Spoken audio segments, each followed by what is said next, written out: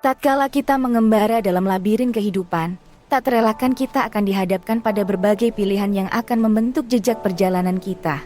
Pilihan-pilihan itu, kecil atau besar, selalu diselimuti oleh ketidakpastian yang melekat erat.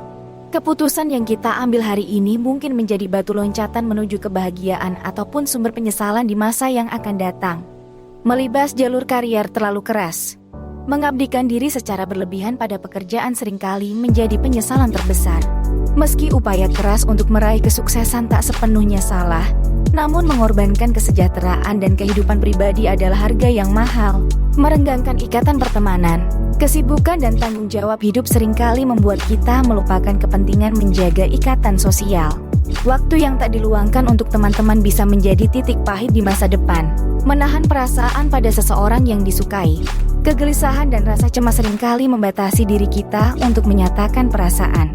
Dalam refleksi masa lalu, keberanian untuk mengungkapkan cinta mungkin menjadi sesuatu yang kita harapkan. Terlalu mengkhawatirkan opini orang lain.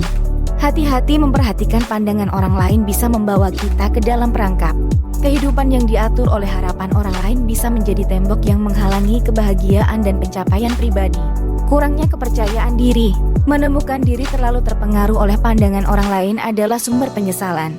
Memahami bahwa kepercayaan diri yang rendah dapat menghambat perkembangan adalah langkah menuju kebebasan. Tidak melawan pembuli di masa lalu.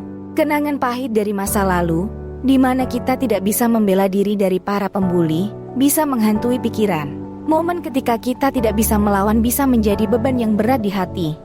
Mencoba memenuhi harapan orang tua, mencoba sepenuhnya memenuhi harapan orang tua, terlepas dari apapun yang kita inginkan, seringkali membawa penyesalan di kemudian hari. Kebebasan untuk menentukan arah hidup kita sendiri bisa hilang begitu saja. Menganggap hidup terlalu serius. Kehidupan yang terlalu serius bisa merampas kita dari momen-momen kecil yang seharusnya dinikmati. Menjadi terlalu tegang sepanjang waktu bisa membuat kita kehilangan esensi kebahagiaan. Mengabaikan suara hati. Kadang, kita memiliki suara hati yang memberi petunjuk. Mengabaikannya bisa menjadi sumber penyesalan. Mendengarkan suara hati dan mengikutinya dapat membawa kita ke kebahagiaan yang sejati.